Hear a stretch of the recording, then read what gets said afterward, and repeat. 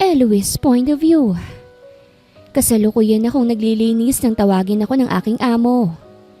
Beautiful. Could you scratch my neck down to my back? Utos ng matanda at manyakis kong amo. Napatingin ako sa gawin niya kung saan siya nakaupo sa sofa habang nanonood sa TV. Nakangisi ito ngayon sa akin matapos pasadahan ng aking kabuuan. Nag-alangan akong pumunta dahil sa kakaibang tingin nito sa aking katawan. Kung hindi ko lang kailangan ng pere, hindi ako magtitiis dito sa ibang bansa bilang isang kasambahay ng malupit kong amo. Come on, baby. Give me a scratch. I can't reach my back. Muling tawag pansin nito nang hindi ako lumalapit at bahagyang tinapik ang sofa. Napalunok na lamang ako bago ibinaba ang hawak na gamit panglinis at sa kadahang-dahang lumapit sa kanya matapos ayusin ang aking unipormeng pangkatulong. Nagpunta ako sa kanyang likuran at bahagyang yumuko bago marahang hinagod ang kanyang likuran. Nagpakawala naman to ng nakakainsultong ungol. Oh, more Eloise! Kinilabutan ako nang marinig yon mula sa matanda. Inalis ko ang aking kamay sa kanyang likuran ngunit nahuli niya rin ito at ibinalik sa kanyang likod. Continue. Don't stop. It will be inappropriate if we continue doing this. Kalmado at pigil ang inis kong sabi. It's not, because it's your job to take care of me. Sigaw nito sa akin ikinaatras ko. I know it's my job to take care of you, but I'm refusing to be harassed, sir. Formal na matapang at kalmado kong sabi, para panatilihin ang respeto sa kanya bilang amo. Ngunit mukhang nagalit lang ito dahil unti-unting nagkukulay kamatis ang mukha nito sa galit sa akin. How dare you? I paid for you! Sigaw nito at tila nagdilim ang paningin at itinulak ako. Bumagsak ako sa semento at agad na nakita ang aking balakang sa pagkakabagsak. Eloise, what's happening here? Tanong ng babae kong amo na siyang kadarating lang kasama ang anak nitong babae na siyang alaga ko. Nang magtama ang mga mata namin ay dali-dali akong tumayo't inayos ang sarili. Ma'am, hindi ko po natapos ang sinasabi ko nang sumabat ang lalaking amo. Lani, she was disobeying me. I was just asking her to scratch my back. Sumbong nito sa asawa. Magsasalita pa sana ako para ipagtanggol ang sarili nang itapat nito ang kamay sa akin. Senyalis na tumigil ako sa anumang sasabihin. Don't talk. Now leave and clean the bathroom.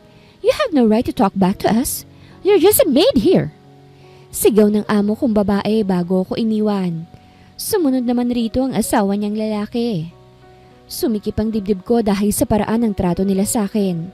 Masyado silang mahigpit at marahas sa akin. Nang magtamang muli ang tingin namin ng bata ay ngumiti ako kahit durog na. Bukod sa kailangan ko ng pera kaya't nananatili rito, ay isa siya sa dahilan. Dahil napamahal na ako sa bata. Isa pa'y hindi rin lang ako makaalis dahil wala sa akin ang passport ko. Kinuha ng aking amo. Nang sumapit ang gabi ay doon lang ako nagkaroon ng oras para tawagan ng aking pamilya sa Pilipinas. Eloise anak! Nag-aalalang boses ni nanay ang bumungad sa aking pandinig pagkasagot ng tawag. Nay, napatawag po kayo. Tanong ko, kamusta na po kayo? Ang mga gamot na iniinom nyo, nabibili nyo pa ba? Ayos lang po ba kayo? Pasensya na po kung nahuli ang pagpapadala ng pera sa inyong panggastos ha. Anak, Eloise, ayos lang. Ano ka ba? Sabi nito at dinig ko ang malalim na buntong hininga. Tumawag lang ako kasi gusto kong itanong kung kailan ka makakauwi. Tinatanong ko pa po sa boss ko na kung kailan niya maibabalik ang passport ko. Pero wala pa akong sagot na nakukuha mula sa kanya. Mahinang sabi ko sa bumuntong hininga. Pero, tatanungin ko po ulit, bakit po nay? May problema ba dyan? Nag-aalala kasi ako sa kapatid mo, maging sa mga pamangkin mo. Sabi niya na siyang ikinagulat ko at napakunot ang noo ko. Po? Bakit po? Anong nangyari kay Elara at sa kambal? Nag-aalala at nagtatakang tanong ko. Ayos naman ang kalagayan ng mga bata. Pero ang kakambal mong sa Elara, Iniwan niya at ayaw ng alagaan ng mga anak niya. Nakausap ko nga ang asawa ng kapatid mo si Wade. Hinahanap niya to at hinahanap na ng kambalang ina nila. Naawa ako sa kalagayan nila at napakabata pa nila. Kwento ni nanay na siyang ikinatigil ko at hindi makapaniwala. Bakit niya raw ginawa yun? Tinatawagan ko nga siya nung nakaraan Nangingi pa sa akin ng pera para sa kambal. Maayos naman daw ang mga ito't kasama niya. Kailan pa po ba siya umalis? Napahawak ako sa aking noo. Nababahala sa ginawang kalokohan ng aking kapatid. Matagal na anak. Ayoko lang sabihin sa'yo agad dahil alam kong mag-aalala ka. Pero kasi ang mga apo ko, ang mga pamangkin mo naaawa ako sa kanila. Kailangan nila ng ina pero wala ritong kapatid mo para sa kanila. Bakas ang labis na lungkot sa boses ni nanay nang sabihin niya ito. Nangilid ang mga luha ko habang inaalala ang mga bata. Huling kita ko sa kanila ay bagong panganak pa lang sila. Habang lumalaki naman, ay mga pictures lang na sinesend sa akin ni Ilarang nakikita ko. Dahil umalis ako agad para magtrabaho para sa pagpapagamot ni nanay, para sa kapatid ko, at para sa kambal. Ayoko mang istorbohin ka anak pero gusto kong umuwi ka na. Nalulungkot ako't kailangan mo magtrabaho dyan sa ibang bansa para lang matulungan kami pero sapat na ang perang inipon natin para sa gamutan ko. Pero nay, mahinang tawag ko. Alam ko namang mahal mong trabaho mo dyan bilang caregiver pero sana naman makauwi ka na nak. Bumuntong hininga siya pagkatapos. Nag-aalala ako sa mga pamangkin mo. Sa tuwing bumibisita ako sa bahay nila, umiiyak sila. Pinahid ko ang luhang tumakas sa aking mga mata. Ang alam nila ay isa kong caregiver. Hindi nila alam na ang trabaho ko ay kasambahay. Ayoko ring sabihin dahil mas mag-aalala ang aking nanay. Opo, nay. Kakausapin ko po ulit ang amo ko tungkol sa passport. Uuwi po ako. Pagpapanatag ko sa kanyang loob bago pinatay ang tawag. At doon, ibinuhos ang aking emosyon. Kinaumagahan, maaga akong nagluto ng almusal para sa aking amo. Lihim na rin akong kumain dahil alam kong hindi na naman nila ako titirhan. Nang magising ang alaga ko, inuna ko na siyang pinakain. Pagkatapos ay saka ako nagpunta sa balkonahe kung nasaan ang amo kong babae na siyang nagkakape. Good morning, ma'am.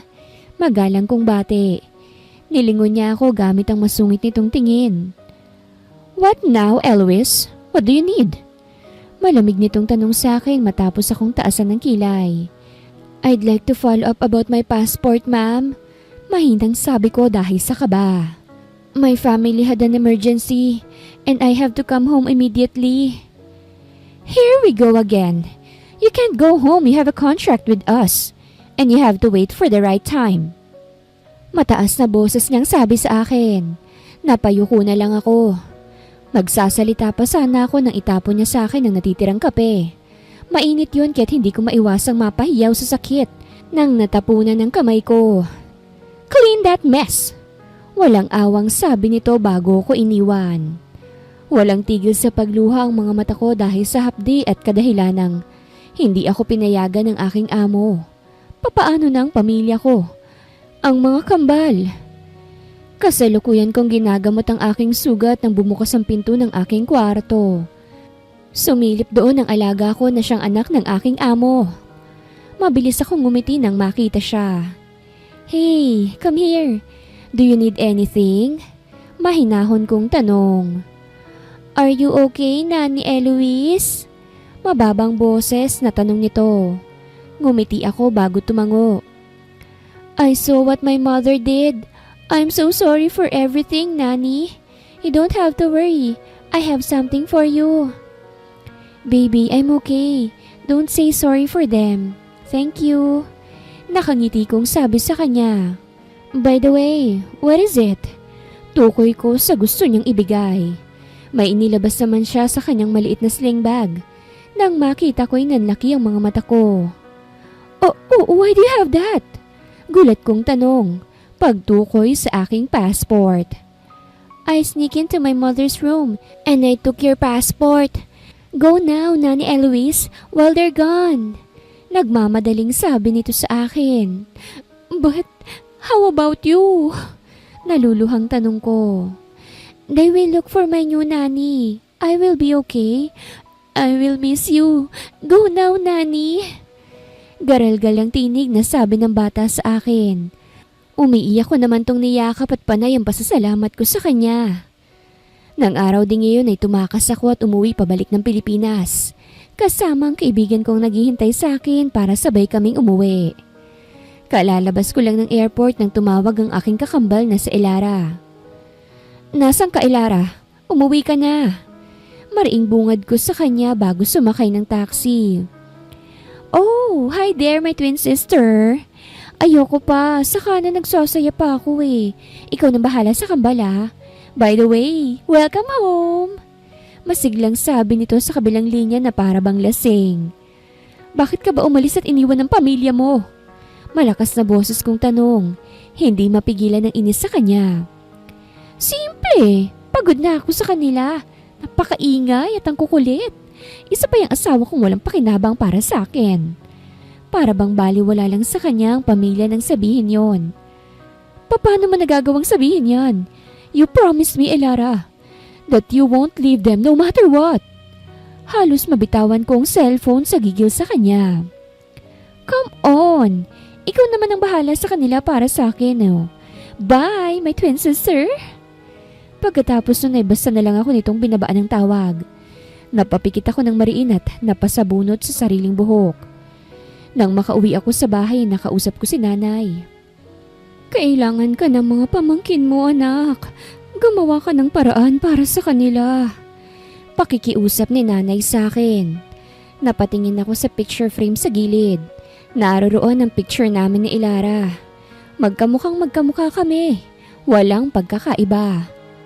Bukas na bukas rin ay pupunta ako sa kanila, Nay. Huwag na po kayong mag-alala. Pagpapanatag ko sa kamalalim na bumuntong hininga. This would be a big risk for me. Kinaumagahan, nagpahatid ako sa mansyon ni Wade, ang asawa ng aking kapatid. Good morning po. Nasaan ang mga kambalat si Wade? Magalang kong tanong sa kasambahay na nadaanan ko. Gulat na ekspresyon ang ibinigay nito sa akin. Ma'am Elara? Gulat nitong tanong. Oo nga pala at ako muna ang kakambal ko. Yes, nasan sila? Nakangiting tanong ko. Kinuha po ng kapatid ni Sir Wade ang kambal pansamantala. Si Sir naman po ay nasa kwarto niya. Malikot ang mga matang sagot ng kasambahay. Tila hindi makapaniwalang nasa harapan niya ako. Hindi ko na pinansin. Tumangot nagpasalamat na lang ko't inakyat ang hagdan para puntahan ang kwarto ng lalaki. Kumatok ako ngunit walang sumasagot. Kaya't pinihit ko ng pabukas ang pinto dahil hindi naman ito nakalak. Inilibot ko ang tingin pagpasok ngunit walang tao. Pero dinig kong lagaslas ng tubig mula sa banyo. Umupo ako sa kama para hintayin siya. Saglit lamang ay lumabas ito. Laking gulat ko nang nakatapis ng tuwalya lang ito. Anong ginagawa mo rito sa pamamahay ko at mismong sa kwarto ko pa? Galit nitong tanong sa akin. Napalunok ako nang magtama ang aming mga mata. Katulad pa rin ng dati yon. Bumalik na ako. Patawarin mo na ako, Wade. Hindi ko na ulit kayo iiwan. Nasaan ang mga bata? Mababang boses kong tanong sa kanya. Itinuro niyang pinto. Lumabas ka ng kwarto ko at umalis sa pamamahay ko. Wala kang karapatang magtanong tungkol sa mga bata matapos mo silang abandonahin. Bumalik ka ngayon dahil ubos na ang perang hiningi mo sa akin? No, bumalik na ako para sa'yo. Sa inyo na mga bata. Miss na miss ko na kayo eh. Patawarin mo ako, Wade. Pakikiusap ko sa kanya. Umiling to at pagak na natawa. How could you say those words after you abandoned us, Elara? Malamig na boses nitong tanong sa akin bago dahan-dahang lumapit sa akin. You cheated on me. Hinayaan kita pero ang ginawa mong pananakit sa mga anak natin. Hindi ko matatanggap yun. So please, leave bago pa dumating ang mga bata. Parang kinurot ang puso ko sa sinabi niya. Pigil ang iyak ko. Babawi ako, Wade. Babawi ako. Bigyan niyo ako ng pagkakataon. Ngumisi lang siya bago ako tinalikuran at nagtungo na sa closet. Malalim akong bumuntong hininga bago lumabas ng kanyang silid at bumaba. Naabutan ko sa kusina ang mga kasambahay. Hello po, pwede po ba akong tumulong sa pagluluto? Nakangiting tanong ko sa nagkukumpulang mga kasambahay na siyang nagluluto ng agahan. Nang marinig nila ako ay napakislot sila sa gulat. Ma'am Elara! Hiyaw nila. Natawa na lang ako sa reaksyon nila. Para naman kayong nakakita ng multo. Gusto kong tumulong sa pagluluto. Kailan ang balik ng mga kambal? Tanong ko saka nagsimulang tumulong sa kanila. Hindi naman sila makaimik at nagtataka sa kilos ko. Ano bang ugali ang trato sa kanila ni Elara? Huwag naman sana akong mahirapan sa pagpapanggap bilang siya. Baka mamayang hapon pa po, ma'am. Sagot ng isang kasambahay at bahagya silang dumistansya sa akin. Bakit ba parang ang layo-layo nyo sa akin? Wala naman akong sakit Biro ko pa at natawa. Naninibago lang kami, ma'am. Ayaw nyo kasing lumalapit kami sa inyo dati. Sagot ng isa na ikinatigil ko. Ngayong alam ko na kung bakit sila ilag kay Elara. People change. Nagbago na ako. Nakangiting sabi ko. Ayan, tapos na ang agahan. Anunsyo ko nang maisali na mga iniluto sa lalagyan. Manang, natigil sa pagsasalita ang bagong dating na si Wade. Ano pang ginagawa mo rito? Didn't I told you to leave? Bakit ka tumutulong sa pagluluto? Naglagay ka ba ng lason para lasunin ako at tuluyang mawala sa buhay mo? Kunot noong paratang ito sa akin. No, gusto ko lang tumulong dahil gusto kong bumawi. I won't leave. Dito lang ako sa ayaw at sa gusto mo. Babawi ako. Pinel kong sabi bago ngumiti. Hindi ako nagtiis ng matagal na panahon sa ibang bansa at basta nalang susuko sa simpleng pagtataboy niya sa akin. Really? Nakangising tanong niya. Agad naman akong tumango. Tingnan natin kung hanggang saan ang pagpapanggap mo. Napalunok ako sa klase ng tingin niya. Hindi pa rin ako masanay-sanay sa paraan niya ng pagtingin. Hindi ako nagpapanggap. Matapang kong sabi. Tara na't kumain, baka lumamig pang pagkain. Sumabay na rin po kayo sa amin. Nakangiting alok ko pa sa mga kasambahay. Sabay-sabay naman silang nahihiyang napailing. Nang tingnan ko si Wade ay nakakunot na ang noon nito. Tila malalim ang iniisip. Marahil, magkamukha nga kami ni Elara. Ngunit magkaiba naman kami ng personalidad at ugali. Wag lang sana akong mahuli ni Wade. Narinig ko, mamayang hapon ang balik ng kambal. Pwede ko ba silang ipasyal? Gusto ko ring bumawi sa kanila. Panimula ko habang kumakain kami. Natigilan naman siya sa pagsubo. No, baka kung ano pang gawin mo sa kanila. Seryosong sagot niya bago ipinagpatuloy ang pagkain. Hindi ko alam na marunong ka na palang magluto Napalunok ako sa sinabi niya. Hindi ba marunong magluto si Elara? Oo. Pinag-aralan ko. Palusot ko bago nagbaba ng tingin at kumain. Saan nga pala ako pwedeng matulog? Guest room. Ayaw kitang katabi sa kwarto natin. Malamig nitong sabi na ikinatango ko. Okay na rin yun at baka hindi ko kayanin.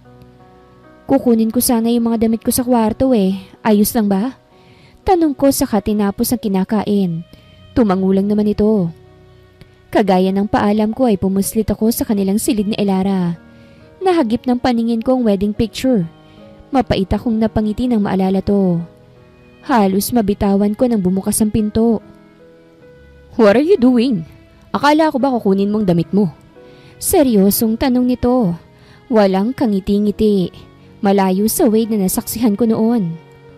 Napansin ko lang itong picture frame. Palusot ko at tipid na ngumiti saka siya tinalikuran at nagpunta sa closet para kunin ang mga damit ni Elara. Gaano naman kaya ako katagal na mananatili rito bilang siya? Napangiwi ako habang nakatingin sa mga damit niya na inilalagay sa aking kinuhang bag. Lahat ay napaka-revealing kahit pang tulog. Napaigtad ako nang lumapit sa akin si Wade. Nasa likuran ko siya at dama ko ang init ng hininga niya sa aking leeg. Wade! Anong ginagawa mo? Kinakabahang tanong ko. Bakit ka pa ba bumalik? Mahina at paus na boses niyang tanong. Bakit ka pa bumalik kung kailang kinakaya ko nang wala ka? Hindi na ako aalis. Babawi ako. Tanging nasabi ko. Nagulat ako nang ipulupot niya ang braso sa aking bewang. Kasama pa ba to sa pagpapanggap ko? I don't know if I can still believe you. Sinaktan mo na ako. Kami ng mga anak mo. You cheated on me. Pero bakit mahal pa rin kita? Alam kong kasal lang tayo sa papel dahil sa nangyari noon, but still, you're my wife. Mapait nitong tanong sa akin. Napalunok ako at napapikit nang mariin lalong iharap niya ako sa kanya at isandal sa closet. Wade, tanging nasabi ko. Pangalan ko na lang ngayon ang tawag mo sa akin. You used to call me hubby or love. Napayuko ako sa sinabi niya. Hindi ko alam na iyon ang tawag ni Elara sa kanya. I'm sorry, hubby. Masuyong sabi ko. Pangako, hindi ko na ulit kayo iiwan at lolokohin. Please, bigyan mo ako ng isa pang pagkakataon. Pakikiusap ko sa kanya. Itanong mo yan sa mga anak mo. Mariin niyang sabi bago inilapit ang mukha sa akin. Halos hindi naman ako makahinga. Hahalikan niya ba ako? Subukan mo silang saktan ulit. Baka makalimutan kong ina ka nila at asawa kita. Nang lumayo siya'y doon lang ako nakahinga. Mabilis kong tinapos ang pagkuha ng mga damit at lumabas sa kwarto. Saka nagpunta ng guest room. Unang araw ko pa lang pero kinakapos na ako ng hininga. Paano pa sa mga susunod? Tanong ko sa aking sarili at nanghihinang napaupo sa kama. Elara, bumalik ka na. Mahinang pakikiusap ko kahit hindi naman ako nito naririnig. Bago pa man maghapon ay naisipan kong mag-bake ng cookies para sa mga kambal.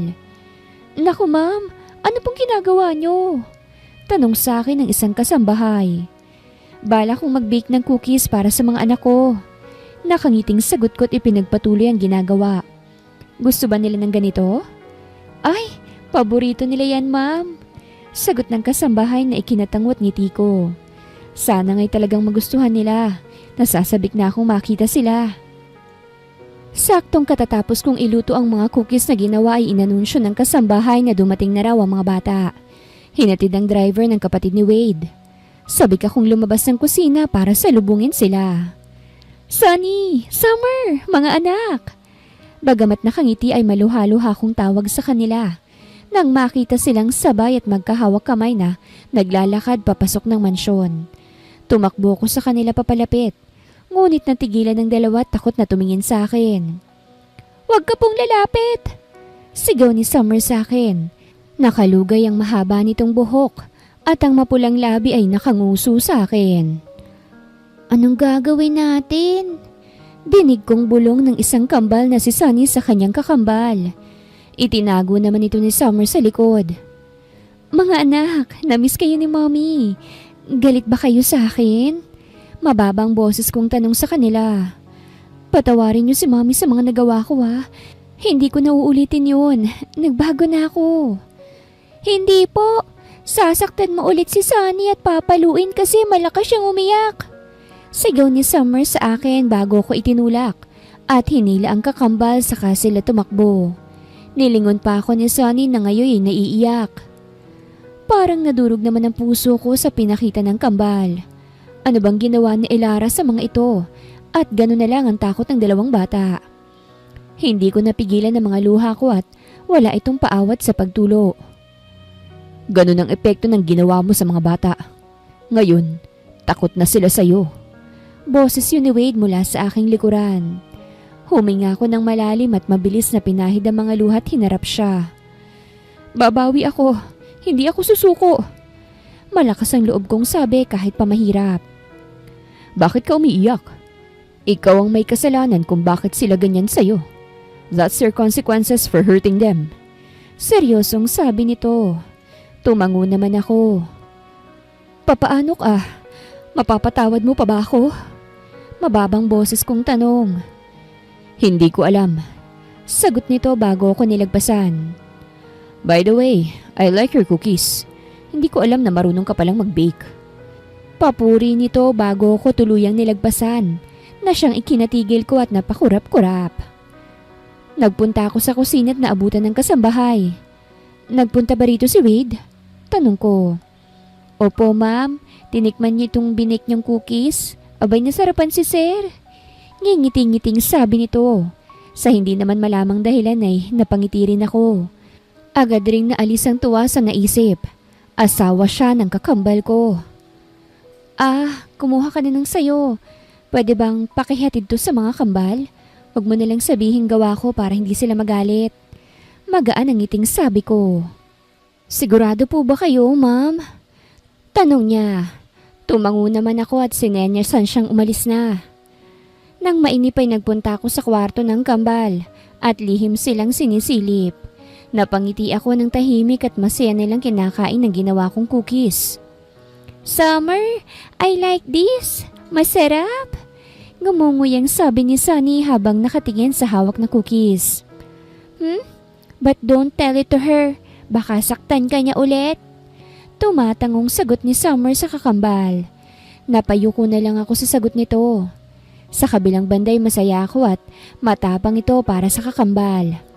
Sa ngayon, sapat na muna siguro yung ganito. Paunti-unti makukuha ko rin ang loob nila. Nang gabi ay bumalik ako sa kwarto ko at naligo. Saka nagpalit ng pantulog. Napangiwi ako sa mga damit ni Elara. Ano ba namang klaseng mga damit ang pinagbibili ng babaeng yun? Inis kong tanong sa sarili matapos iangat. Parang mga akit naman ako kapag sinuot ko ito. Labas na labas ang kaluluwa. Napapailing kong sabi. Saka kinuha ang nighties na medyo desente. Matapos magbihis ay naisipan kong magpalamig sa balkonahe. Hindi ko inaasahang maaabutan ko rin si Wade. Aatras sana ako nang maramdaman niya ang presensya ko at lingunin. Trying to avoid me? Tanong niya bago sumimsim sa basong may alak. Umiling naman ako at nagpatuloy sa paglapit sa kanya. Anong ginagawa mo rito? Gabi na. Pero nandito ka't nagiinom. Hindi ko maiwasang pagsabihan siya. And so, anong pakialam mo? Pamamahay ko to. My house, my rule. Masungit nitong sabi. Asawa mo ko. At ang ibig sabihin lang nun, may karapatan din ako. Sagot ko't hinarap siya. Really? Ngayon ginagamit mo na yung pagiging asawa ko? Samantalang dati bago ka umalis, ayaw na ayaw mo sa akin. Nakangisi man ay ramdam ko ang pait sa boses niyang sabi.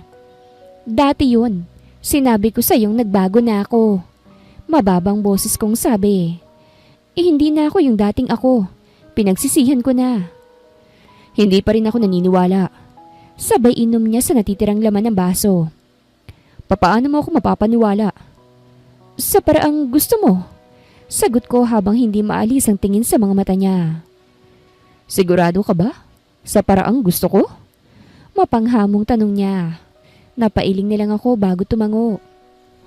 Dahan-dahan siyang lumapit sa akin at iniyuko ang ulo sa aking leeg na tila inaamoy ako. Bagong pabango mo. I like it. Paos na boses niyang sabi habang nakapikit. Naiangat ko ang aking ulo para bigyang laya siya sa ginagawa. Bagong bili ko sa may labas. Mahinang sagot ko. Nakuyumang palad ko nang dumampi ang kanyang malambot na labi sa aking leeg. Wade, hindi ko mapigilang tawag sa kanya. Why? Ayaw mo pa rin sa akin? Tanong niya. Mabilis akong umiling. Gagawin kong lahat mabawi lang ang tiwala niya. Nila ng mga kambal. Good girl, my wife. Sagot niya at tumaas ang halik sa aking panga, papunta sa aking labi. Napapikit ako't napahawak sa kanyang damit nang maramdaman ko siya. Nang hindi ako tumugon ay kinagat niya ang pang-ibaba kong labi.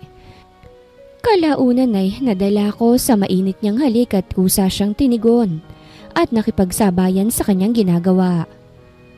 Para mo kong ibinabalik sa 4 na taong nakalipas. Pausang boses na sabi nito nang humiwalay siya sa akin. Napalunok ako at nag-iwas ng tingin. Iba ang halik mo. Para bang nung una tayong nagkakilala? Naninibago ka lang. Iwas tinging sagot ko. Sige, mauna na akong matulog. Matulog ka na rin pagkatapos mo dyan. Mabilis kong paalam at tumakbong papalayo sa kanya. Mabilis ang pintig ng puso ko nang makabalik sa aking kwarto. Ano bang nangyayari sa akin at hinayaan ko ang sariling maapektuhan niya? Nasaan ka na ba kasi, Elara? At hindi ka pa bumabalik? Halos maiyak sa kabakong tanong sa sarili. Hanggang kailan ba ako magpapanggap? Kinaumagahan ay sinadya kong maagang gumising at unahan ang mga kasambahay para sa pagluluto ng agahan. Ano kayang masarap lutuin? Mahinang tanong ko sa sarili bago nagtingin ng stocks sa ref. Kasalukuyan akong nagluluto ng may tumikhim sa aking likuran. Napaigdad ako sa gulat dahilan para mapaso ako sa kawali. Aray! Sigaw ko't agad na nailayo ang sarili. Agad namang lumapit sa akin si Wade. Hindi ka nag-iingat. Masungit na sabi nito matapos hugasan sa lababo ang daliri kong napaso. Nagpunta siya sa lagayan ng first aid at nilagyan ng ointment ang napaso. Tulala ko naman siyang pinanonood. Ayos lang ako, Wade. Paso lang to. Mahinang sabi ko para bitawan na niya ang kamay ko. Ayaw na ayaw mong magluto dahil ayaw mong naiinitan o napapaso ka. Pero bakit ngayon? Nangunguna ka pa sa mga kasambahay. Kunot ang noong tanong niya. Parte pa ba to ng pagpapanggap mo para mapaniwala mo kaming bumalik ka na at hindi mo na kami iiwan? Mabilis akong umiling at binawi ang kamay ko sa kanya. Ginagawa ko to dahil gusto kong bumawi sa inyo at bilang nanay ng mga anak ko at asawa mo. Kung mali ang tingin mo, labas na ako doon. Mariing sagot ko sa kanya bago tinalikuran at tinapos ang aking pagluluto. Ganito na lang ba kami araw-araw? Magbabangayan? Hindi ko siya masisisi. May kasalanan sa kanya sa Elara. Nang saktong gising na ang mga kasambahay ay ipinahanda ko na sa kanilang agahan sa hapag at umakyat sa taas para puntahan ang kwarto ng mga kambal. Pagbukas ko ng pinto ay sakto namang kababangon lang nila. Agad akong ngumiti sa kanila. Hello mga baby kong kambal. Kamusta ang tulog nyo? Good morning! Masiglang bungad ko sa kanila ng may ngiti. Nagkatinginan naman ang dalawa. Umupo ako sa kama nilang pareho at sinenyasan silang lumapit sa akin. Nagkatinginan pa sila bago nag-aalangang lumapit. Bakit po? Tanong sa akin ni Sonny. Bakas ang takot sa mga mata nito na kagaya ng akin. Pareho ko silang kinarga at pinaupo sa aking hita. Patawarin niyo si Mami kung nasaktan at napaiyak ko kayo Pangako, hindi na yun mauulit at aalagaan ko na kayo. Hindi na ulit aalis si Mami. Nakangiti. Namamasa na ang aking mga mata. Hindi ko na kayang iwan ulit sila sa kamay ng kahit na sino. Sabi niyo po, ayaw niyo sa akin kasi iyakin kami. Nakangusot inosenteng sumbong sa akin ni Summer. Niyakap ko silang pareho at doon. Tahimik na pinakawala ng mga luhang napakabilis mamuo pagdating sa kanila. Hindi yun totoo, anak. Mahal na mahal kayo ni Mommy. Hindi na ako magagalit sa inyo. Garal-gal ang tinig kong sagot sa kanila. Humuiwalay sila ng yakap sa akin saka ako hinarap. Nagulat ako nang sabay nilang punasan ang luha ko. Tahan na po, Mami. Hindi na po kami tampo ni Summer. Nakangiting sabi ni Sunny. Agad namang tumango si Summer at niyakap nila ako. Basta po, promise hindi ka naaalis at iiwan kami Mabilis naman akong tumango sa kanila. Naiiyak nila akong niyakap ng mahigpit. Napapikit ako ng mariin. Ito ang ilang taon kong tiniis na hindi sila makita at makasama. Sabay-sabay kaming bumaba sa dining area.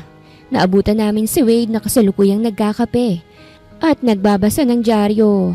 Nang marinig ang pagdating namin ay napaangat ng tingin. Hello my babies, kamusta ang tulog nyo? Maamong tanong niya sa mga anak. Ayos lang po, Daddy. Masiglang sagot ni Summer sa ama. Kinarga ko naman si Sonny at iniupo sa upuan dahil hindi nito maabot. Si Wade naman ang nag-upo sa isang kambal. Daddy, okay na po kami ni Mami. Hindi na niya kami po iiwan. Nakangiti at inosenteng kwento ni Sonny sa ama. Para bang hindi sila 3 taong gulang dahil sa paraan ng pagsasalita. Really? That's good. Sabi nito sabay tingin sa akin ng mariin na para bang sinasabi nitong mag-uusap kami mamaya. Nag-iwas na lang ako ng tingin at pinagsandok ng makakain ng kambal. Patapos na kami sa agahan nang dumating ang hindi inaasahang bisita. Ang kapatid ni Wade. Oh, nakabalik na palang magaling kong hipag. Nakangisi at nanguuyam nitong sabi. Not here, Wella. Nandito ang mga bata. Mahinang bulong ni Wade sa kapatid. Ngumiti naman ako saka tumayo. Sinenyasan ko siyang sumunod at agad naman itong ginawa. Ano na naman bang kailangan mo sa kuya ko at bumalik ka pa? Ang dinig ko sumama ka sa ibang lalaki ah. Lara, nahumbos na bang perang hiningi mo? Nakakunot noong tanong nito. Hindi ako bumalik para sa anumang material na bagay. Bumalik ako dahil nagbago na ako at gusto kong bumawi sa pamilya ko. Mahirap ang paniwalaan pero iyon ang totoo. Mahinahon kong sabi sa kanya. Siguraduhin mong totoo yung sinasabi mo dahil baka lunukin mo lang yan bandang huli. Ayoko nang makita yung mga pamangkin at kuya kong inaabando na at pinaiyak mo na naman. Ako ang makakalaban mo. Mataray niyang sabi sa akin bago ako tinalikuran. Hindi ko siya masisisi na mag-aalala at mahal niya lang talaga ang mga bata at si Wade. Anong pinag-uusapan niyo? Halos mapatalon ako sa gulat nang marinig ang boses ni Wade. Bigla itong sumulpot. Wala. Sagot ko. Masama naman ako nitong tinitigan. Hindi mo siya masisisi kung masama ang loob niya sa'yo. Sa kanya ko pinababantayan ng mga bata sa tuwing abala ako sa trabaho. Natahimik ako sa sinabi niya. Kung ganun ay dapat ko pang pasalamatan ng kapatid niya. Ngayong tinanggap ka na ulit ng mga bata. Ngunit may balak kang saktan ulit sila. Umalis ka na lang. Wala akong balak na iwan at saktan ulit sila. Siguraduhin mo. Dahil hindi ko na sila kayang makitang umiiyak ng dahil sa'yo na siyang ina nila. Tumango na lang ako sa sinabi niya at hindi na sumagot pa. Siya nga pala, pupunta rito si nanay para bisitahin ang mga bata. Pagbibigay alam ko sa kanya. Tumango lang siya at walang sinabi. Wala naman siyang galit sa magulang ko. Nang dumating si nanay, ay agad ko siyang sinabihan tungkol sa ginagawa ko. Hanggang kailan ka magpapanggap, anak? Mahinang boses niyang tanong. Kasalukuyan kaming nasa may swimming pool area.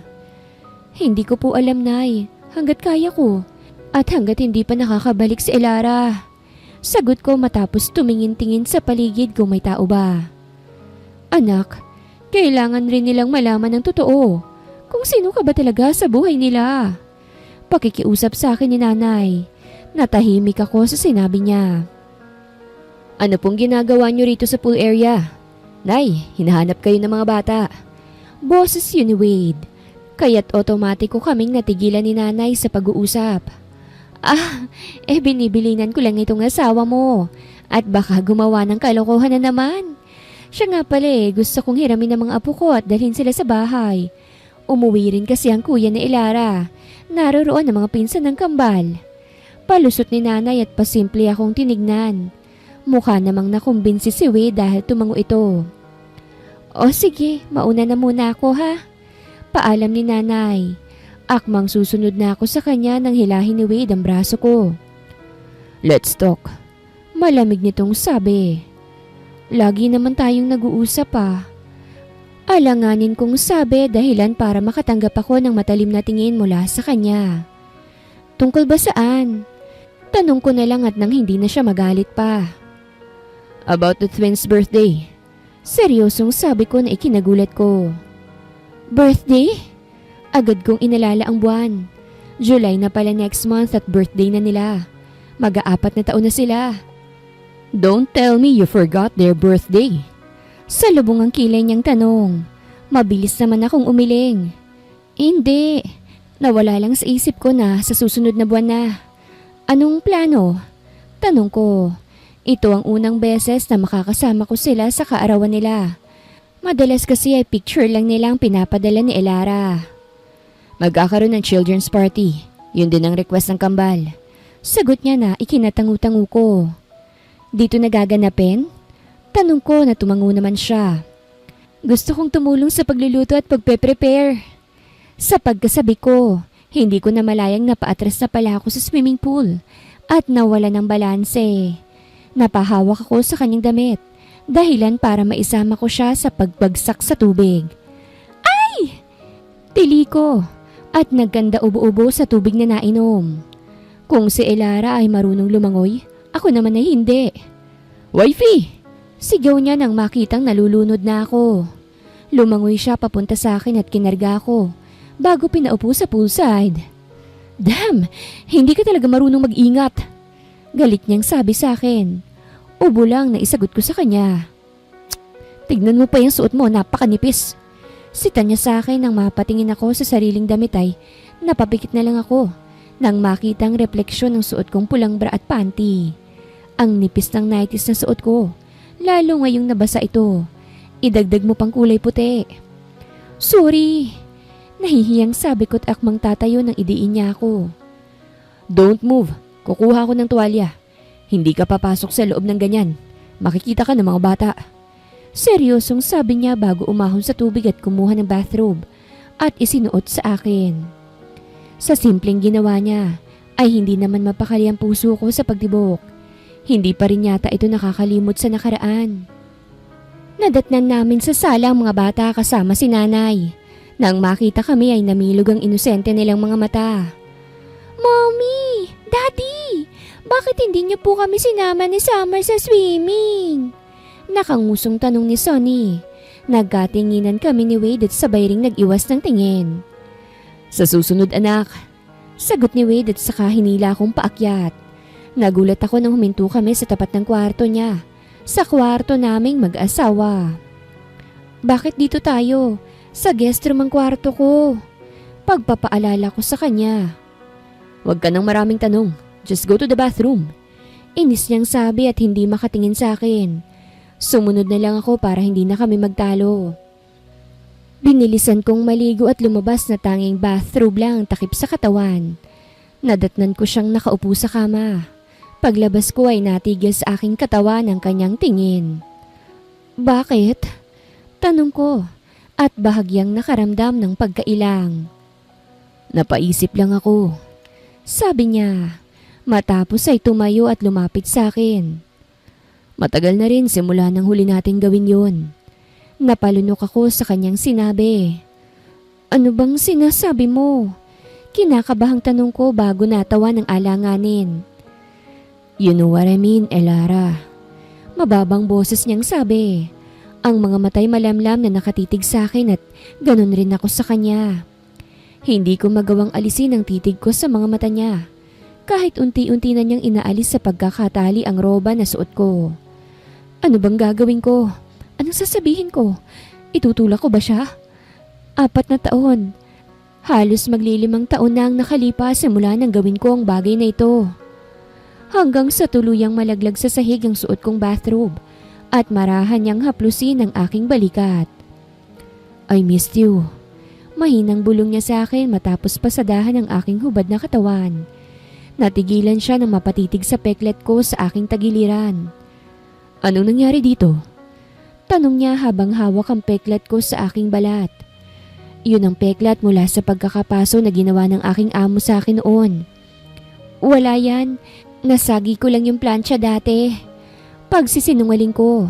Hindi ko alam kung naniniwala ba siya dahil nagtagal ang titig niya roon. Kalaunan ay marahan niya akong kinarga at inihiga sa kama. Wade, baka maabutan tayo ng mga bata. Palusot ko para lang maiwasang mangyari ang bagay na ito. Shh! Abala sila kasamang nanay mo. Don't think of them. Be my wife again. Baritonong boses na sabi nito bago hinubad ang pang-itaas na damit at inibabawan ako. Inilagay niya sa aking ulunan ng parehong kamay at pinagsalikop ang aming palad. Napapikit ako nang dumampi ang hubad naming katawan sa isa't isa. Walang pag-aalinlangan kong tinugon ng mapusok niyang halik hanggang sa mauwi sa mainit na pagtatalik. May halong gigil ang bawat galaw niya. Pilit kong pinapantayan ang kilos niya ngunit masyado siyang sabik, kaya't nagpaubaya na lamang ako. Pabagsak siyang nahiga sa aking tabi matapos naming gawin ang bagay na yon. You're still tight, kahit pa alam kong hindi lang akong nakapasok sa'yo. Parang bulang naglaho ang kasiyahan ko dahil sa sinabi niya. Gusto kong ipagtanggol ang sarili ko ngunit mas pinili kong manahimik at bumangon sa kakinuhang hinubad kong bathrobe. Babalik na ako sa kwarto ko. Mahinang boses na sabi ko matapos itong maisuot. Walang lingon-lingon ko siyang iniwan sa kwarto. Ginusto mo ito, Eloise, kaya panindigan mo. Mahinang pagpapatatag ko sa aking sarili nang makarating sa silid. Nang hihina akong napaupo sa sahig at doon pinakawala ng luha na kanina pang nagbabadya. Mabuti na lang at dinalhan ako ni nanay ng desenteng mga damit ko. Kaya iyon na ang isinuot ko at natulog para makapagpahinga. Ngunit naalimpungatan ako nang marinig ang maliliit na tinig. Shh! Baka magising si Mommy. Alam kong boses yun ni Summer. Sabi ni Daddy, bantayan natin si Mommy. Boses naman yun ni Sonny. Ilang saglit lang ay rinig ko ang pagbukas ng pinto. Babies, gising na bang mami nyo?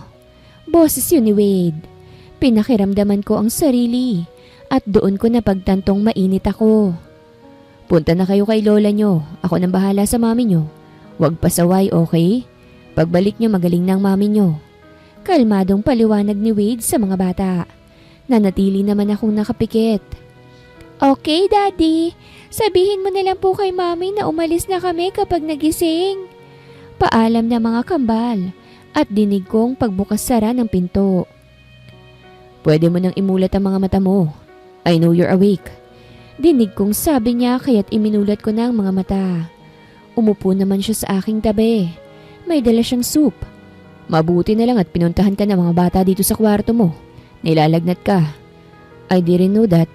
Making love with me will have you a fever. Nakangisi nitong sabi. Sa tagal ko ba namang bakante? Walang kasing hina akong bulong. What? Paglilinaw niya. Mabilis naman akong umiling. Kumain ka na para gumaling ka. Ako na. Sabi ko nang akma niya akong susubuan. Huwag nang matigas ang ulo. Let me feed you. Mainit ang mangkok at baka mabitawan mo. Masungit na ulit niyang sabi. Wala akong nagawa kung hindi ang hayaan siya. Matapos niya akong pakainin ay saka naman niya ako pinainom ng gamot. Ipahinga mo muna. Gigisingin kita mamaya kung kailangan mo na ulit uminom ng gamot. Sabi niya bago tumayo. Okay, salamat. Pilit ang ngiting sabi ko dahil sa panghihina. Sa isiping mamaya na lang ulit niya ako babalikan ay itinulog ko na ulit at hindi na siya hinintay. Muli akong nagising nang marahan niya akong tapik-tapikin. Wake up, wife. Iinom ka pa ng gamot. Marahang pagising niya sa akin.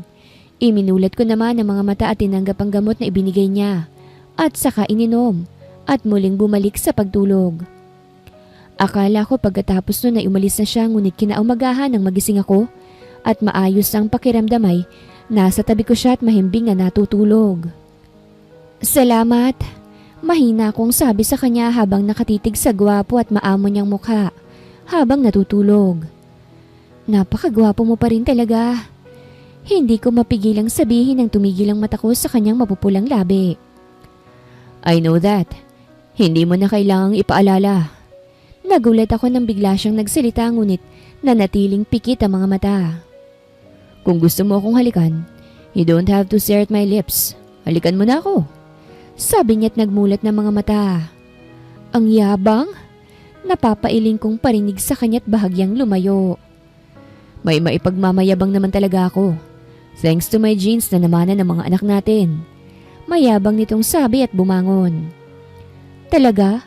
Kamukha ko ang mga anak natin eh. Nakangisi kong sabi sa kanya. Napasimangot naman to. Babawi ako sa susunod na anak natin. Sisiguraduhin kong kambal at kamukhang kamukha ko na. Walang tabas ang dila nitong sabi. Napaiwas ako ng tingin sa kahihiyan. Tumigil ka nga, Wade. Nahihiyang saway ko sa kanya. Dinig ko naman ang mahina nitong pagtawa na masarap sa aking pandinig. Sana lang ay palagi ko yung naririnig. Anyway, pupunta rito ang organizer ng gaganaping party sa kambal. Imporma niya sa akin. Napangiti naman ako at tumango. Okay, gusto kong malaman ang plano nila at samahan sila sa pag-aayos. Tumango lang siya sa sinabi ko. Kagaya ng sinabi niya ay dumating ang organizer. Mabuti na lang din at maayos na ang pakiramdam ko. Mabilis na lumipas ang mga araw hanggang sa dumating na ang araw ng kaarawan ng kambal. Happy birthday, my twins! Umagang-umaga ay pinuntahan ko sila sa kanilang silid. Bit-bit ang cake na ginawa ko kagabi para sa kanila. Pupungas-pungas sila ng bumangon. Wow, Mommy! My cake! Tuwang-tuwang komento ni Summer. Yes, baby. Binake ni Mommy yan para sa inyo ni Sunny. Nakangiting sabi ko at sinindihan ang cake. Pare-pareho kaming natigilan ng bumukas ang pinto. You will blow your candle nang wala ako? Kunwaring nagtatampong sabi ni Wade sa mga anak. May dala itong 2 maliliit na rosas para sa mga anak. Oops! Sorry, Daddy! Sabay na sabi ng dalawa at mahinang humagikik. Natawa na lang tuloy ako. Lumapit si Wade sa amin at iniabot ang bulaklak sa kambal bago sila ipinaupo sa magkabilang hita. Make a wish na! Alok ko sa kanila. Sabay naman silang pumikit ng nakangiti. Wish po namin, sana hindi na kami iwan ni Mommy at magkabati na sila ni Daddy. Sabay na sabi nila bago hinipan ang kandila. Nakangiti at natitigilan ko namang hinarap si Wade na siyang nakatitig na ngayon sa akin. Kapag ba nalaman niyang lahat-lahat, ang totoo, matatanggap pa ba niya ako? Hapon ginanap ang party. Mga kaibigan ng kambal at mga magulang nila ang imbitado. Maging ang malalapit na kaibigan ni Wade at ang pamilya niya. Ganon rin sa pamilya ko.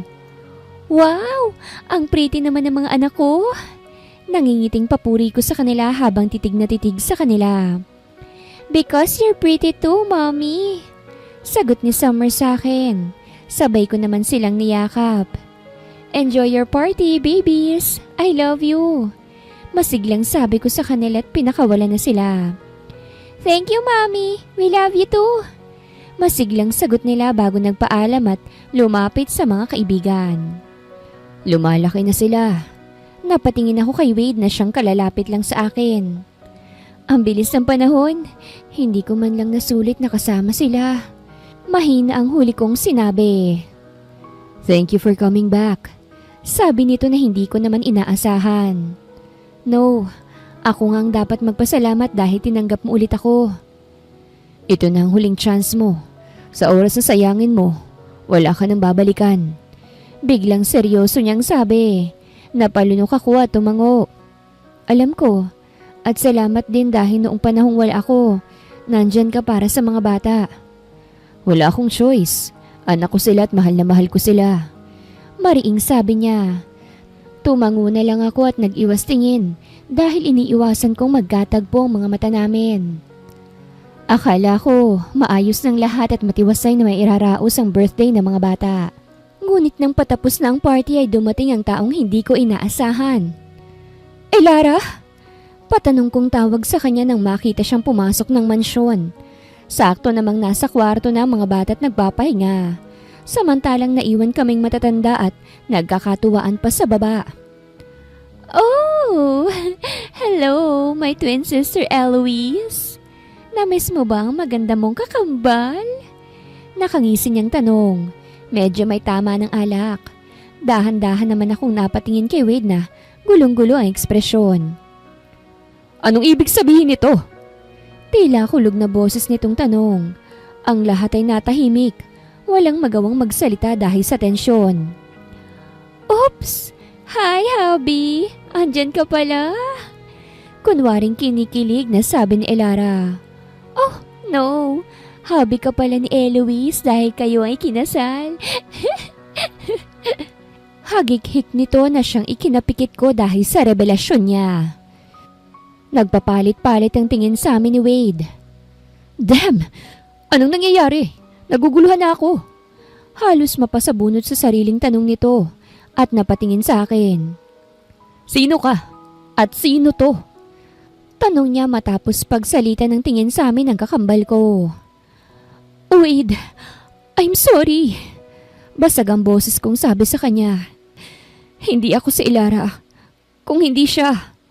Turo ko sa kakambal kong ngayon ay nakangisi sa amin.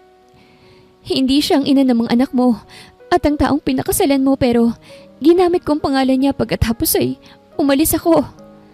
Namumulang buong mukha sa galit niyang hinampas ang vase, dahilan para mabasag ito bago sumigaw ng malakas. All of you! Leave my house! Galit niyang sigaw. Dinuro niya ako ngunit hindi siya nagsalita. Namumula ang mga mata niya. Nagbabadya ng pagluha. Wade, magpapaliwanag pa ako. Pakiusap ko. Please. Pagmamakaawa ko. No!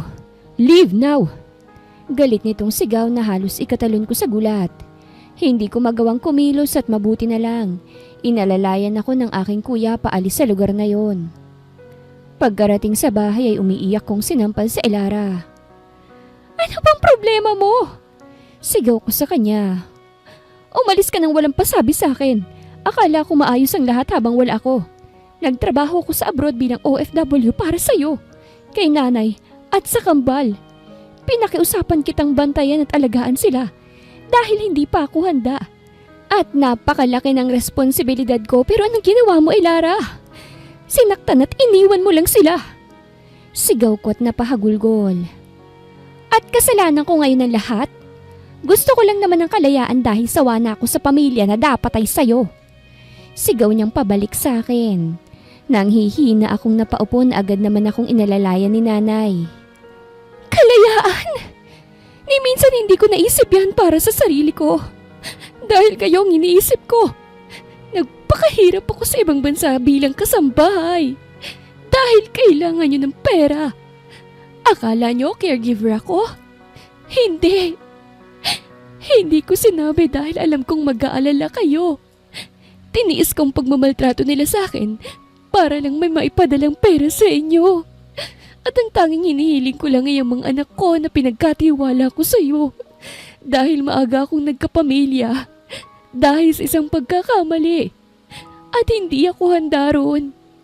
Higit sa lahat kailangan kong tumulong sa inyo. Hindi mo man lang ginawang kaisa-isang pabor ko sa iyo. Walang tigil sa pag-iyak kong sumbat na para bang sa paglipas ng taon ay iyon ang lahat ng kinimkim kong sakit. Lahat silang natahimik maging ang kakambal ko ay nawalan na ng tapang habang kaharap ako. Pero nangyari na eh. Ano bang magagawa ko? Sarkastikong tanong ko bago sinikap na tumayo at nagpunta sa kwarto ko dito sa bahay. At doon inilabas ang lahat ng bigat na nararamdaman. Ano bang kasalanan ko at kailangan kong magdusa? Mahina akong tanong ko sa sarili bago niyakap ang parehong tuhod. Nang umaga na ay nagpunta ako sa mansyon ni Wade, ngunit wala na ito roon kasama ang mga bata. Pasensya na ma'am pero umalis na po si Sir Wade. Kasama po yung kambal kaninang madaling araw. Hindi ko ho alam kung saan nagpunta eh. Sabi ng isa sa mga kasambahay. Natahimik ako at tanging pagtangong na isagot. Doble-dobleng pagkadurog ang nararamdaman ko. Para akong lantang halaman ang bumalik sa aming bahay. Anak, saan ka ba nagpunta? Nag-aalalang tanong ni nanay sa akin. Iniwan na nila ako, Nay. Mahinang sabi ko. Ano? Saan sila nagpunta? Tanong nito ngunit kibit balikat lang ang sagot ko at nilagpasan siya. Saka muling nagkulong sa kwarto. Muling umiyak hanggang sa wala nang mailabas. Bumukas ang pinto ngunit hindi na ako nag-abala pang lingunin to. Luis. Boses yun ni Elara. Hindi ako sumagot at nanatiling tulala habang nakatalikod sa gawin niya. Patawarin mo ko kung binugo kita, kambal.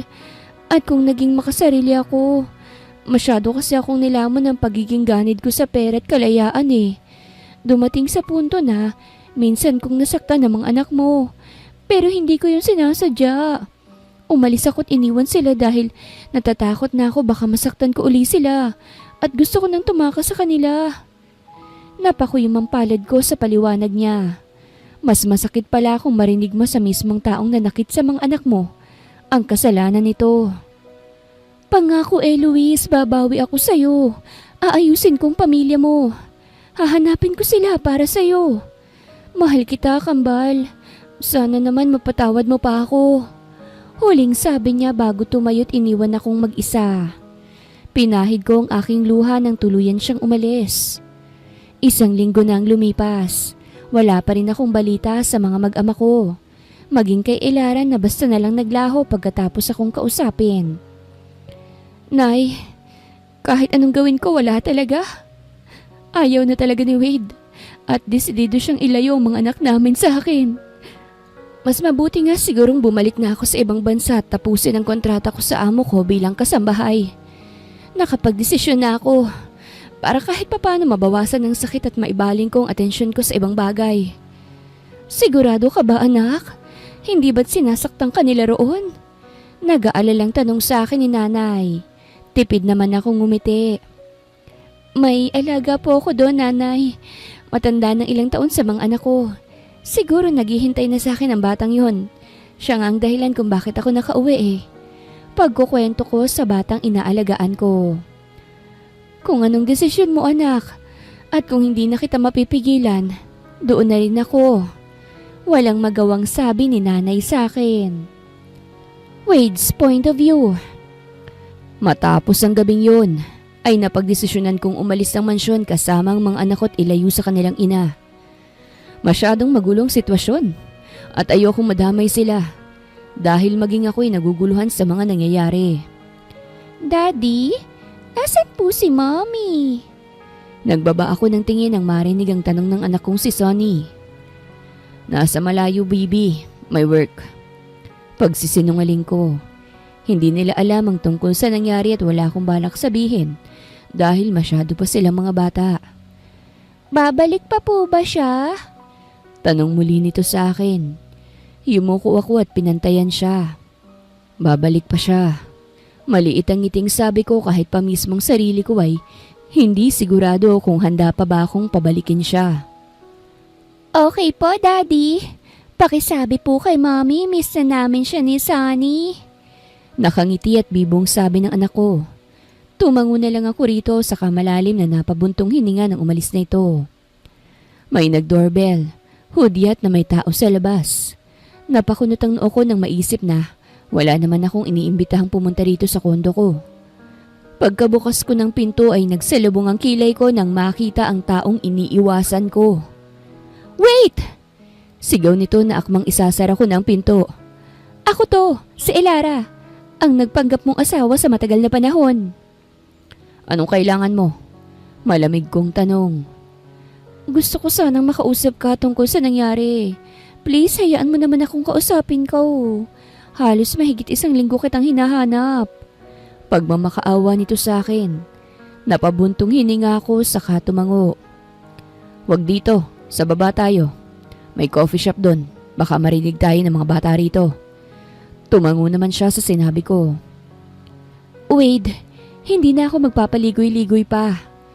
Paninimula niya nang makaupo na kami. Tahimik lang ako nakatingin sa kanya. Nung gabing may nangyari sa inyo ni Eloise noon, 4 o 5 taon nang nakakaraan ay nagbunga yun, hindi ba? Nang mahanap mo siya ay labis ang kaba niya lalo nang malaman mong buntis siya at alokin siya ng kasal. Kaya naman nagmakaawang kakambal ko sa akin. Nakiusap siya na kung pwede gamitin niya ang pangalan ko at ang pagkatao ko sa oras na mga anak siya't maikasal sa'yo. Bumuntong hininga siya at huminto. Nakuha naman ang sinasabi niya ang atensyon ko. Bakit niya ginawa yon? Mababang boses kong tanong. Dahil sa takot, hindi handa, at may malaking responsibilidad siya sa amin. Matapos niyang mga anak ay umalis siya ng Pilipinas para magtrabaho sa ibang bansa bilang overseas Filipino worker. Akala nga namin caregiver siya doon. Pero ang hindi namin alam, isa pala siyang kasambahay at minamaltrato ng kanyang amo at hindi makauwi dahil hawak nila ang passport niya. Tiniis niya ang lahat dahil kailangan niya ng pera para sa pagpapagamot ng nanay namin, pang-araw-araw at pagtulong sa sustento sa anak niyo. Kahit pamayaman ka. Lagi ang tanong niya sa akin tuwing tumatawag, kung kamusta na bang kambal? At ikaw na asawa niya kahit pa hindi ganun kalalim ang naging relasyon niyo. Pero ni minsan, hindi siya nagkwento ng tungkol sa buhay niya doon. Tanging hiling niya lang ay alagaan ko kayo at magpadala ng larawan niyo sa kanya. Mahabang kwento nito sa akin. Napayuko ako't hindi mapigilan ng pagluha. Wala akong kaalam-alam sa pinagdaanan ng totoo kong asawa. Iniwan ko kayo kasi gusto kong gumawa na siya ng paraan para umuwi na't magkasama na kayo. Ngayong nandito na siya, sana tanggapin mo siya at wag nang saktan pa. Dahil masyado nang masakit ang dinanas niya. Mahirap para sa kanya na hindi kasamang lumaki ang mga anak niya. Napabuntong hiningang sabi nito bago tumayo. Siya nga pala, sabi sa akin ni nanay aalis siya mamayang madaling araw. Dahil ayaw mo na raw sa kanya at babalik na sa ibang bansa bilang katulong. Nasa sayo kung hahabulin mo pa siya o hindi na. Huling sabi niya bago ako iniwan. Pinahid ko ang tumulong luha bago napatingala. Ito na ang pagkakataon ko para mabuo ang pamilya ko. Para sa mga anak namin. Tinawagan ko ang kapatid kong si Wel at sinabihang iiwan ko sa kanya mga anak ko. Mga anak, sa tita nyo na muna kayo ha. Susunduin lang ni daddy ang mami nyo. Okay lang ba yun sa inyo? Nakangiting tanong ko sa kanila. Opo daddy, iuwi mo po si mami ah. Sagot ng mga ito. Napaka-supportive na mga anak ko pagdating sa mami nila. Nang madaling araw ay nagpunta na ako sa airport kung saan ang sinabi ng kakambal ni Eloise. Napabuntong hininga na lang ako at naghintay sa waiting area. 10 minuto nang lumipas ngunit hindi ko pa rin siya nakikita. Where are you, my wife? Natatarantang tanong ko. Nilabas ko ang phone ko at binuksan ang picture niya bago nagsimulang magtanong-tanong ngunit ang sagot lang nila ay hindi nila nakita. Nakaalis na ba siya? Huli na ba ako? Napanghihinaan ang loob kong tanong sa sarili. Halos libutin ko na ang airport, mahanap lang siya ngunit wala akong matagpuan. Napaupo akong muli sa waiting area at napayuko. Panay ang dasal ko na sana hindi pa siya nakakaalis at nandito lang siya. Ngunit ilang minuto pang lumipas ay wala pa rin. Siguro nga umalis na siya. Mahinang bulong ko sa sarili bago na kayo kong tumayo. Ang bilis mo namang sumuko sa paghihintay. Natigilan ako sa boses na narinig. Otomatikong nag-angat ako ng tingin at hindi makapaniwalang napatitig sa babaeng kaharap ko. Wife! Kumpirma ko at bahagyang hinawakan ng kanyang pisngi. Ngumiti naman siya. Hindi siya si Elara dahil iba ang ngiti nito. Siya si Eloise, ang totoong asawa ko. Yes, hubby? Tanong nito. Hindi ako nagdalawang isip na tinawid ang pagitan namin at niyakap siya ng mahigpit. Akala ko iniwan mo na ako. Mahinang sabi ko't hindi siya magawang pakawalan. Ano ba, teka? Nasasakal na ako. Reklamo niya. Humiwalay naman agad ako sa kanya at hinarap siya. Nalate nga ako ng flight dahil kay Elara. Halos ayaw ba naman akong paalisin? Mabuti na lang nakita kita rito. Ano nga palang ginagawa mo rito? Aalis ka rin ba? Inosenteng tanong niya. Alam ko ng lahat. Lahat ng ginawa mong sakripisyo. I'm sorry. Hindi kita pinakinggan at wala ako sa tabi mo ng mga panahong kailangan mo ko. Ng asawa. Masuyong sabi ko sa kanya. Nawala ang ngiti niya. Hindi ka na ba galit? Tanong niya. Umiling naman ako agad. Hindi mo ba ilalayo mga bata? Muling tanong niya at muli akong umiling. How about you? Hindi ka na ba aalis? Tanong ko. Hindi na. Hindi ka nagalit eh. At hindi mo na rin ilalayo mga anak natin. Sabi niya't ngumiti. Good. Dahil hindi ko rin naman hahayaang umalis at iwan ulit kami. At kahit makaalis ka, susundan at susundan ka namin ng mga bata. Banta ako sa kanya. Natawa naman siya't ginilo ang buhok ko. Hindi na rin naman talaga ako makakaalis. Sabi niya na ipinagtaka ko. Why? Tanong ko, nagtataka. Dahil may naiwan ka sa tiyan ko. Nakangiting sabi nito na ikinatigil ko. Tila ayaw magproseso ng utak ko sa narinig. Anong ibig mong sabihing may naiwan ako? Kinakabahang tanong ko. Buntis ako, Wade. 2 linggo na akong buntis. Nakangiti ngunit namamasa ang mga matang sabi nito sa akin. Hindi ko napigilan ang mga luha at kusa na rin yung tumulo sa saya. Niyakap ko siya at panayang paulan ng halik sa buong mukha niya. Damn, wifey. Hindi mo alam kung gaano akong kasaya. Hiyaw ko at muli siyang niyakap. Natawa naman to. Uwi na tayo? Miss na miss ko ng mga bata. Panigurado masaya sila sa balita natin. Nakangiting sabi niya na ikinatango ko. Masayang masaya ako that finally, natapos ang lahat ng sakripisyo niya. At ang sakit na dinanas naming dalawa'y nalagpasan namin. Dahil pangalan ng kakambal niyang nasa marriage certificate namin, ay pinawalang bisa ako na ito. At para ganap ko na ring mahingi ang kamay niya at mapakasalan si Eloise. Kinakabahan ako, Wela. Baka hindi siya pumayag na pakasalan ako ulit. Sumbong ko sa nakababatang kapatid. Kasalukuyan kaming nasa venue kung saan gaganapin ang surprise proposal ko sa kanya. Sa lagay na yan, mag-aapat ng anak nyo, nagkakahiyaan pa kayo? Nakangising tanong niya. Sinamaan ko naman to ng tingin. Ilang saglit lang ay lumapit sa akin ang isa sa kambal kong anak. Daddy, sabi po ni Tita Elara papunta na sila mami rito. Ano pong gagawin natin? Inosenteng tanong ng anak kong si Summer. Kandalunok-lunok naman ako sa kaba. Pumunta ka muna sa lola mo anak at isama mong kakambal mo ha? Sagot ko. At pagturo sa nanay ni Eloise na nasa hindi kalayo ang pwesto, agad namang sumunod ang aking anak. Ilang saglit pa'y namatay ng ilaw. Hudyat na dumating na siya at nakaalalay sa kanyang kapatid, lalo pat buntis siya at baka mapano. Binalot ng malamyos na musika ang paligid. Kasabay ng pag-alis ng takip sa kanyang mga mata ay siyang pag-ilaw ng paligid. Gulat niyang inilibot ang tingin hanggang sa huminto mga mata niya sa akin. Ang sabi sa akin kakain lang kami ng ice cream. Hindi ko alam na ganito pala. Agad itong naging emosyonal dala na rin ang pagiging buntis niya. Ngumiti ako at lumapit sa kanya bago siya halikan sa noo at inakay papunta sa mga petals na nasa sahig at hugis puso. We're no longer husband and wife. Panimula ko. Agad namang nawala ang ngiti niya. Pinawalang bisa ko ang kasal natin dahil ayoko namang pangalan ng kakambal mong nakasulat doon. Kaya ngayon, sa harapan ng mga anak natin, ng pamilya ko at ang pamilya mo, mga kaibigan, gusto ko sanang formal at ganap na hingin ang kamay mo para pakasalan. Hindi na dahil nabuntis kita at may anak na tayo, kung hindi dahil napatunayan ko kung gaano kitang kamahal. Pagtatapat ko, natawa ko nang makitang umiiyak na siya. Pinahid ko to bago lumuhod ang isang tuhod at inilabas ang maliit na kahon kung kinakabahang tanong ko sa kanya. Umiiyak siyang tumango sa akin. Nagmamadali at naiiyak ko namang isinuot sa kanya ang singsing. Yes, wait. Pakakasalan kita. Handa akong maging misis mo ulit at hindi na ako tatakbo sa pamilya natin. Pagkatapos ay mahigpit niya akong niyakap.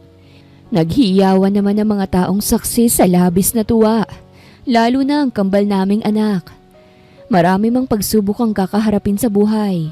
Napatunayan naming dalawa na kailangan itong harapin, kahit gaano pang nakakatakot. Wakas!